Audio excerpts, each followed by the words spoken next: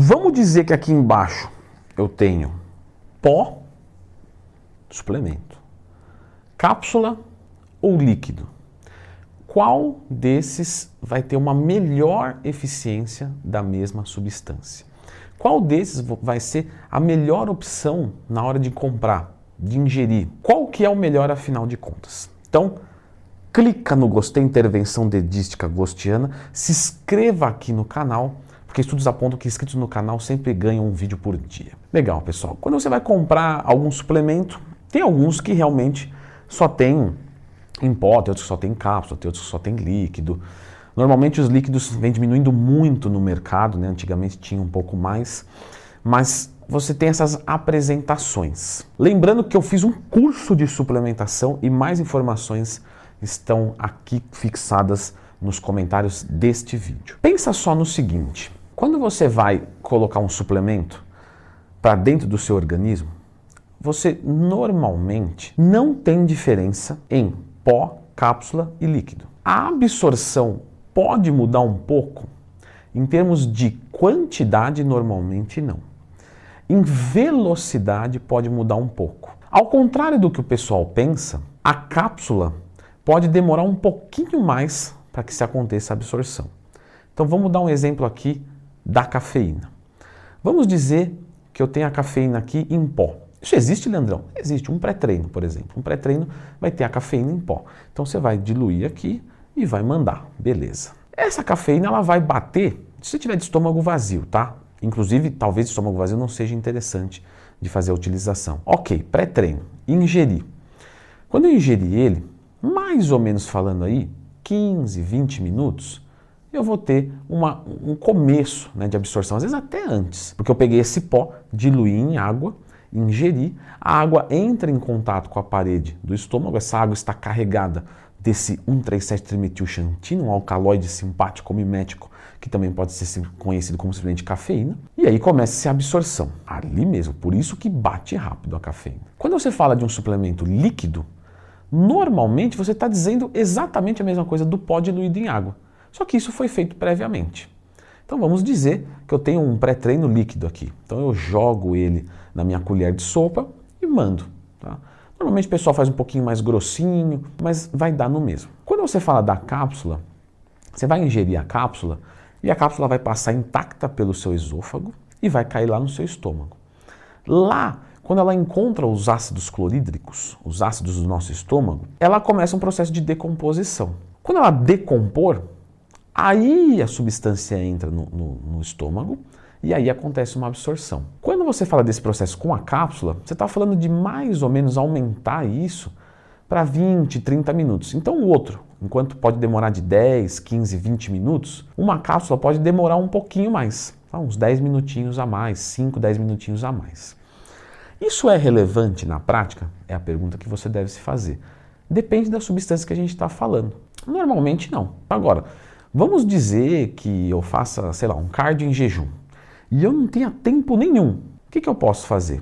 Eu posso, ao invés de eu optar por uma cápsula de cafeína, eu, sei lá, abrir a cápsula, colocar na boca e mandar água por cima para eu ganhar 5, 10 minutinhos a mais, já ter aquele desempenho, já ir fazer o meu cardio e tudo certo. Então, nesse aí se justificaria você pensar em talvez evitar uma cápsula ou comprar a cápsula, abrir e mandar direto na boca. Quando nós vamos pensar em outras substâncias, sei lá, vamos pegar BCA, que os alunos perguntam tanto de BCA, já falei que não é para tomar, mas vamos dizer que eu vou tomar um BCA. Quando você fala de um BCA, ele é uma substância que naturalmente tem o gosto bem ruim. Se você tomar um BCA muito gostoso, desconfie, ou da empresa ou do seu paladar que deve ser coisa de outro planeta.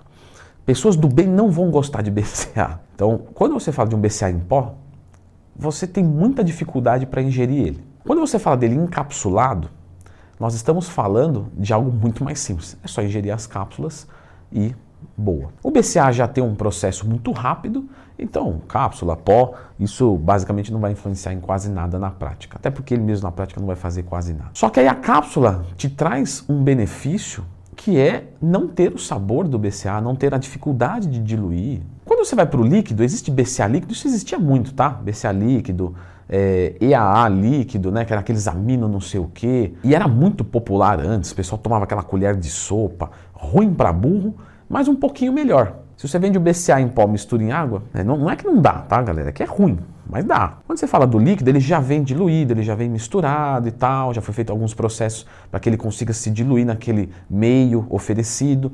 Tem um gosto ruim, mas é menos ruim do que ele puro, então você toma ele e a cápsula se torna o mais interessante nesse sentido.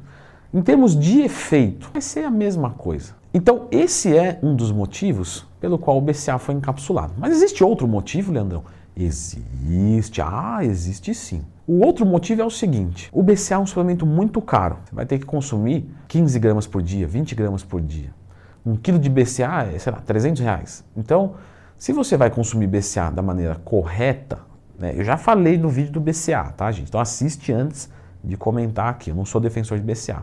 Mas se você fosse usar uma quantidade de BCA que fosse relevante, caso sua dieta tivesse uma carência de proteínas, etc., que você não deveria fazer isso, você teria que consumir 20, 30 gramas. Agora, como é que eu vou vender um suplemento que eu preciso ingerir 20 gramas dele, ele não dilui na água e o gosto é ruim pra caramba e custa caro pra caramba? Não vai vender.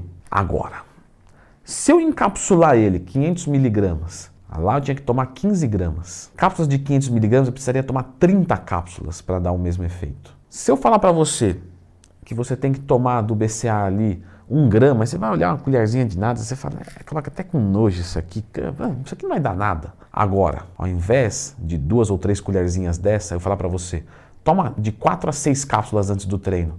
Você fala, fiquei grande. Não, fica agora, nem tem como não ficar grande. Olha isso, enchi a mão de cápsula. Só que é a mesma coisa. É engraçado quando um aluno meu me pergunta uma quantidade, sei lá, de ômega 3. Eu falo, olha, seria legal, considerando aqui 5 gramas por dia, um exemplo. Aí fala, pô, mas isso são 5 cápsulas, Leandrão, isso não tem algum tipo de problema? Eu falo, não. Pega o azeite, uma colher de sopa. Tem quanto ali? 10 ml. Encapsula em 10 cápsulas de 1 grama. Toma, tem problema? Não. Só que parece que é muito quando você encapsula. Então esse é um dos motivos pelo qual a indústria de suplementação também encapsula. Ou seja, quando você fala, resumindo, de cápsula, pó ou líquido, você está falando da mesma substância e é uma questão de apresentação. A absorção, como a gente entendeu na cápsula, muda, mas é muito pouco. Isso na prática, em 99% dos casos, não é relevante. Onde você vai encontrar o melhor preço? Na forma pura. Essa forma pura, normalmente, ela deve ser priorizada. Quando for uma substância de baixa quantidade, o encapsulado vai bem, porque normalmente essas substâncias têm gosto ruim e tal, então encapsula, fica mais fácil. Quando você fala de uma apresentação líquida, você às vezes está falando daquele primeiro caso já diluído em água, mas talvez com um gosto um pouco melhor, com algo que se torne um pouco mais palatável, ou que você consiga transportar de uma maneira mais simples, então aquelas dosezinhas de whey que você compra. É simplesmente isso, mas em termos de resultados, sempre vai ser o mesmo. Então o que eu recomendo para vocês de forma prática? Quando eu for comprar um suplemento, eu tenho que pensar em preço, efeito e sabor. Se o sabor para mim é relevante, eu vou pensar nos outros dois. Então normalmente a gente opta pelo maior custo-benefício. Se você é uma pessoa que o sabor para mim eu tenho que cuidar muito e tal, poxa, você vai pegar uma psyllium, que é uma fibra, que você tem que tomar 5 gramas, aí você vai comprar cápsulas de 500 miligramas, vai ter que tomar 10 cápsulas. Mas se você pode pagar, se você precisa usar e você não suporta, você fala, meu, se eu tomar a psyllium eu vomito. Bom, vamos encapsular, só que vai fazer um rombo no financeiro enorme. Eu não estou aqui para te dizer qual você deve comprar, estou aqui te apresentando que são iguais, mas o preço vai variar, o sabor pode influenciar. E é isso que você precisa, ter dados para que você tenha autonomia numa escolha do que você vai comprar. Um último ponto. Vamos dizer que eu tenho um termogênico em cápsula e o mesmo termogênico em pó. Uma dose de 5 gramas é igual a uma cápsula. Aqui nós podemos problematizar só um pouquinho. Vamos dizer que eu tenha uma tolerância muito específica e uma cápsula, se eu tomar, eu posso passar mal. Aqui eu consigo quebrar no meio mais fácil. Eu posso abrir a cápsula aqui e mandar metade na boca? Posso. Mas aqui é muito mais fácil. 5 gramas, 2 gramas e meio. Depois eu mando 2 gramas e meio para lá, ou eu mando depois quando eu me adaptar. Então também nós temos esse lance de você conseguir manipular a dosagem para você mais fácil de algo que é forte. Não é o caso do BCA. O BCA normalmente você não vai tomar uma cápsula, meia, nunca. Agora, num caso de um estimulante, pode ser que você precisa reduzir. E aí, em pó, talvez seja mais fácil você controlar. Eu fiz uma lista aqui no canal com top piores suplementos. Esses nem cápsula, nem pó, nem droga nenhuma. Dá uma conferida nesse vídeo aqui.